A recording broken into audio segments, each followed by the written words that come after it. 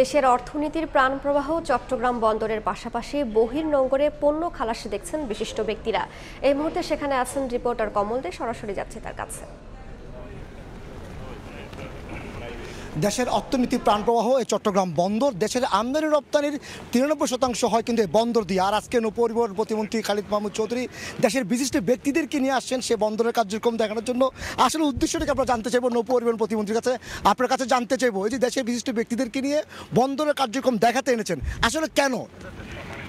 না, এটা তো চট্টগ্রাম বন্দর হচ্ছে আমাদের যে অর্থনীতির লাইফলাইন, এবং মাননীয় প্রধানমন্ত্রী দেশরত্ন শেখ হাসিনার নেতৃত্বে এই চট্টগ্রাম বন্দরে যে অভূতপূর্ব কর্মযজ্ঞ চলেছে এবং এই যে ডেভেলপমেন্টটা হয়েছে, ডিজিটালাইজেশন হয়েছে, অটোমেশন করা হয়েছে এটা কিন্তু আমরা এতদিন বলছি বন্দর পরিবারের লোকজন বা মন্ত্রণালয়ের বা সরকারের লোকজন, এখানে সরকারের বাইরের প্রচুর মানুষ আজকে এই 137 বছর আমরা উদযাপন করছি এই দিনে আজ তারা এসেছে। তারা কিন্তু স্বচক্ষে দেখছে যে কী ধরনের পরিবর্তনটা এই চট্টগ্রাম বন্দরে হয়েছে, বা দেশরত্ন শেখ হাসিনা এই যে আমাদের বহির্বিশ্বের বাণিজ্যের সঙ্গে চট্টগ্রাম বন্দর যে সক্ষমতা তৈরি করা হয়েছে, যে অর্জনটা হয়েছে, আজকে তারা কিন্তু নিজেরাই দেখছে এবং তারা নিজেরাও অভিভূত যে চট্টগ্রাম বন্দরে এই ধরনের সক্ষমতা আজকে তৈরি হয়েছে।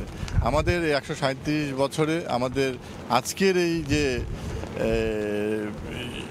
জাহাজে করে আমরা সমুদ্র যাত্রা করতেছি, এটার উদ্দেশ্য হচ্ছে এইটাই। ধন্যবাদ। আমরা কথা বলছিলাম নৌপরিবহন প্রতিমন্ত্রী, তিনি আমাদের বলছিলেন যে যারা দেশে অর্থনৈতিক প্রাণপ্রবাহ হয়ে চট্টগ্রাম বন্দর, যেটি থেকে 93% আমদানি রপ্তানি বাণিজ্য হয় এবং বছরে শুধুমাত্র শুল্ক আদায় হয় 1 লাখ কোটি টাকার বেশি, তাই দেশের বিশিষ্ট ব্যক্তিদেরকে দেখাচ্ছেন বন্দরটা কীভাবে চলছে দেশের অর্থনীতি, সেই সচক্ষে দেখানোর জন্য মূলত আজকের আয়োজন। এখন পর্যন্ত আমার কাছে ছিল চট্টগ্রাম বন্দরের কার্যক্রম দেখার জন্য দেশের বিশিষ্ট ব্যক্তিবর্গরা আজকে বন্দর এলাকায় এসেছেন নৌপরিবহন মন্ত্রীর নেতৃত্বে। তার সর্বশেষ সরাসরি যুক্ত ছিলাম চট্টগ্রামে।